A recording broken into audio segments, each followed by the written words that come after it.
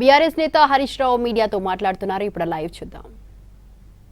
పెట్టుకోరా అంటే అధికారంలో వచ్చేదాకా ఒక మాట, అధికారంలో వచ్చిన తర్వాత ఇంకో మాటనా? ఓడ దాటేదాకా ఓడమల్లప్ప, ఓడ దాటినాక బోడమల్లప్ప కథనా ఈ కాంగ్రెస్ కథ? అందువల్ల ఇలా రేవంత్ రెడ్డి ఎట్లయిపోయిందంటే సూర్యుడి చుట్టూ భూమి తిరుగుతుంది అన్నట్టు రేవంత్ రెడ్డి ఆలోచనలన్నీ భూమి చుట్టే తిరుగుతున్నాయి. యూనివర్సిటీ భూములు వదలవు, హిల్ టీపీ పేరిట ఇండస్ట్రీ భూములను వదలవు, నాదర్గుల్ భూముల కథ చూశాం, కోహెడ మార్కెట్ యార్డ్ భూముల కథ చూశాం, లగచర్ల భూముల కథ చూశాం, యూనివర్సిటీ సెంట్రల్ యూనివర్సిటీ భూముల కథ చూశాం. ఇవాళ చూస్తే పరిగిలో మళ్ళీ భూములు లాక్కోవడం. భూములు తప్ప నీకు ఇంకోటి పట్టదా? నువ్వు పాలన చేయవయా అంటే భూములు లాక్కోవడం ఏంది? ముఖ్యమంత్రి ఇందిరమ్మ రాజ్యం అంటూ నాటి ఇందిరమ్మ భూములు ఇచ్చింది, నేటి ఇందిరమ్మ పాలనలో భూములు లాక్కుంటున్నారు. ఎస్సీ ఎస్టీలు మైనార్టీలు బీసీల భూములు లాక్కోవడానికే నీకు అధికారం ఇచ్చిందా? నువ్వు ఎందుకు ఎక్కడ అసైన్డ్ భూమి ఉంటే అక్కడ గద్దల్లాగా ఎందుకు మారుతున్నారు?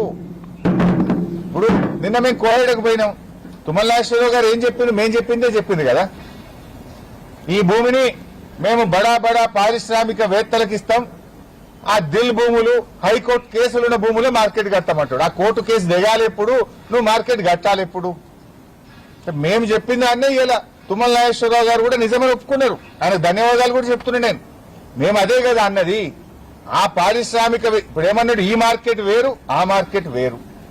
ఏదైతే మార్కెటింగ్ శాఖ 10 కోట్ల రూపాయలు వెచ్చించి కోహెడలో 200 ఎకరాల భూసేకరణ చేసి అక్కడ ఫౌండేషన్ స్టోన్ కూడా మా నిరంజన్ రెడ్డి గారు మంత్రి గారు వేశారు.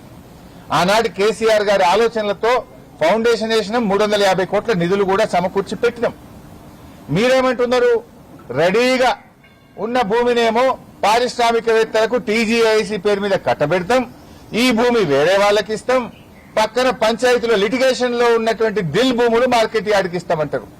ఇప్పటికీ 11 ఏళ్ళ ఆ పంచాయతీ 2015లో కేసు పడ్డది, ఇప్పుడు 2026 11 సంవత్సరాలైనా హైకోర్టులో కేసు దిగలే. అది ఎప్పుడు దిగుతుందో తెలియదు.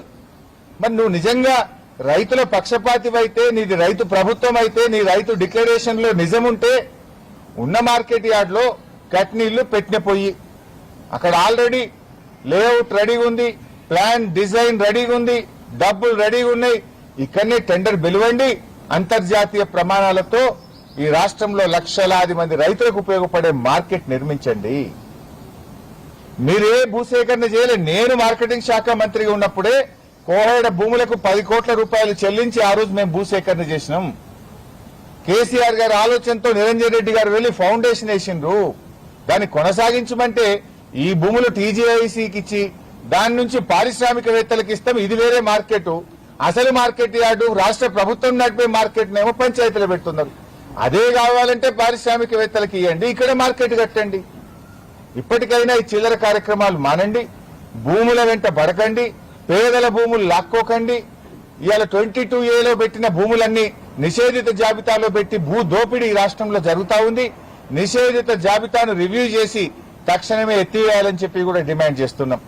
ఇవాళ ముఖ్యంగా మేము పరిగి వెళ్తున్నది ఆ ఎస్సీ ఎస్టీ బీసీల మంచి భూములు, పంట పండే భూములు, బంగారం లాంటి భూముల్లో ఇచ్చిన ఇండస్ట్రియల్ నోటిఫికేషన్ ను ఉపసంహరించుకోవాలని, ఆ భూములు తిరిగి రైతులకు ఇవ్వాలని ప్రభుత్వాన్ని డిమాండ్ చేస్తున్నాం. మీరు తిరిగి ఇచ్చేదాకా, ఆ రైతులకు న్యాయం జరిగేదాకా బీఆర్ఎస్ పార్టీ రైతుల పక్షపాతిగా రైతుల వెంట నిలబడుతుంది. వాళ్ళు అరెస్ట్ చేసినా మేము వెళ్లాలని నిర్ణయించుకున్నాం, తప్పకుండా వెళ్తాం.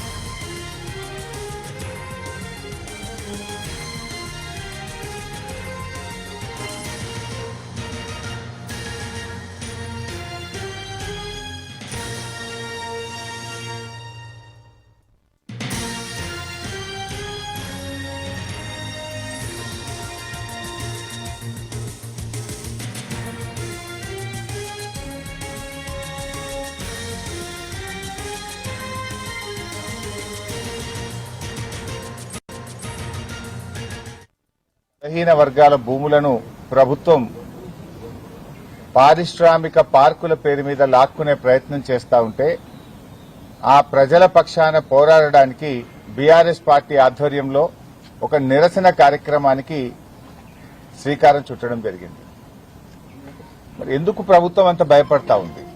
మీరే చెప్పారు, మేమొస్తే ప్రజాస్వామ్యం అనే 7వ గ్యారంటీ ప్రజలకు ఇస్తున్నాం, ప్రజలకు ప్రశ్నించే హక్కు కల్పిస్తాం, ప్రజలు ఎక్కడైనా తమ నిరసన చెప్పొచ్చు, పోరాటం చేయొచ్చు అని కాంగ్రెస్ పార్టీయే పెద్ద పెద్ద మాటలు చెప్పింది కదా.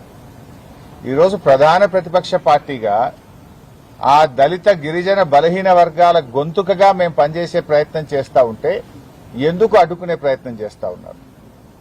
ఇవాళ మా మాజీ ఎమ్మెల్యే మహేశ్వర్ రెడ్డి గారిని అరెస్ట్ చేసి పొద్దున్నే మన్నెగూడ పోలీస్ స్టేషన్ తీసుకుపోయింది, అక్కడి నుంచి ధరూర్ పోలీస్ స్టేషన్ తీసుకుపోయిండ్రు, అక్కడి నుంచి ఇప్పుడు బంటారం పోలీస్ స్టేషన్ తీసుకుపోతుండ్రు. అంటే గంటకో పోలీస్ స్టేషన్ తిప్పుతారా?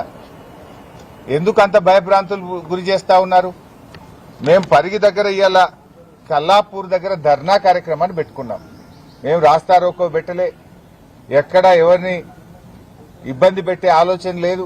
ఆ రైతుల బాధ వినడానికి, రైతుల గోస వినడానికి కల్లాపూర్ దగ్గర మేము ఒక ధర్నా కార్యక్రమం, ఒక మీటింగ్ పెట్టుకోవడం జరిగింది. ఇవాళ ఉదయాన్నే పోలీసులు అక్కడికి వెళ్లి కల్లాపూర్లో వేసిన టెంట్నంతా కూడా చింపేయడం, టెంట్ను పడగొట్టేయడం, అక్కడ ఉండేటువంటి మహిళలను, ఆర్గనైజర్స్ అందరినీ కూడా అరెస్ట్ చేసి పోలీస్ స్టేషన్లకు తరలిస్తా ఉన్నారు. బాధితులు అక్కడికి వస్తే మీరందరు ఇక్కడి నుంచి వెళ్లిపోండి, మిమ్మల్ని అరెస్ట్ చేస్తాం, మీ మీద కేసులు పెడతామని చెప్పి ఆ భూ బాధితులను భయభ్రాంతులకు గురి చేసే ప్రయత్నం చేస్తా ఉన్నారు. అంటే ఇదేనా ప్రజాపాలన? అంటే ప్రజలకు మాట్లాడే హక్కు లేదు, ప్రజలకు స్వేచ్ఛ లేదు, ప్రజలకు కనీసం తమ నిరసన చెప్పే హక్కు లేకుండా ఇవాళ ముందస్తు అరెస్టు చేయడం ఏంటి?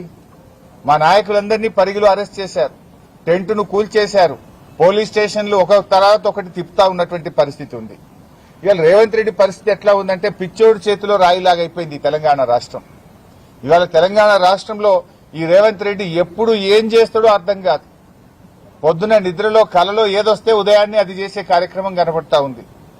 హైడ్రా పేరిట పేదల గుడిసెలు కూల్చే ప్రయత్నం చేసినాడు. ఒకసారి ఇప్పుడు మూసీ పేరిట అపార్ట్మెంట్లు కూల్చే ప్రయత్నం చేస్తా ఉన్నాడు.